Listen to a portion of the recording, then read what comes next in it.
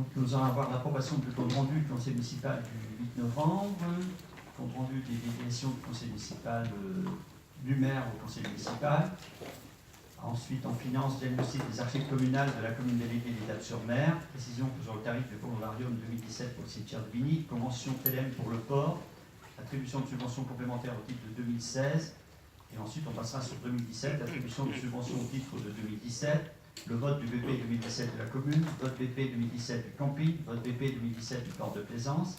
En administration générale, les élections des délégués au conseil communautaire de Saint-Brieuc-Armor agglomération, l'adhésion au groupement de marché à bon de commande pour la réalisation des relevés topographiques, une délibération par rapport au contentieux commune, M. et Mme Kervoyen niveau des Palaises, le renouvellement de la démarche qualité du label Famille Plus pour l'Office de tourisme, en personnel, le remboursement de frais de mission du personnel niveau port pour le salon nautique de Paris, la modification du tableau des effectifs, en travaux, salle des sports de la Vigie, dépôt de demande de permis de construire, l'approbation du marché de construction des cabines de main à la plage des Clodelins.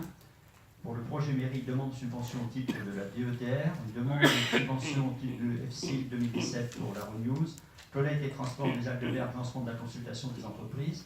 En assainissement, service d'assainissement de Binic, fixation de la redevance 2017. Pour le service d'assainissement des Étapes-sur-Mer, la surtaxe 2017. Vous savez qu'on n'a pas le même système. Ensuite, dans les suppléments ou ajouts que je vous propose de mettre, ce sont des choses...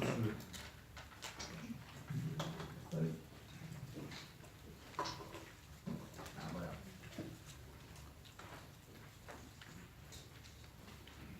Une délibération sur la rémunération de l'architecte non retenue pour les projets mairie. Donc il faut qu'on nous puissions délibérer. Rémunération de l'architecte, salle de la Renew, c'est une modification de la rémunération. Pour les contrats aidés, proposition qui serait d'élargir pas seulement aux contrats d'avenir, mais à l'ensemble des contrats aidés. Une délibération actant la mise en place d'un groupe de pilotage pour redéfinir le devenir du plan d'eau du Vaux-Durand.